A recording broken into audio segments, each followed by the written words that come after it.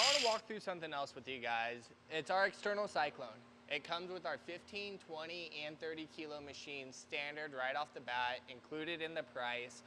But it makes it so when you roast coffee, obviously you know you have chaff.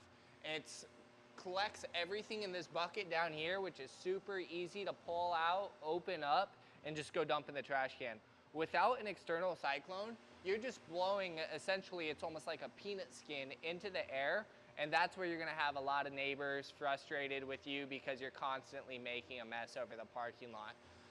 Even on our 5 kilos, they have a external cyclone, but it's built underneath the cooling tray itself because we wanna be those people where if you're using our machine, we want you to be courteous to your neighbors and just respect everyone around you.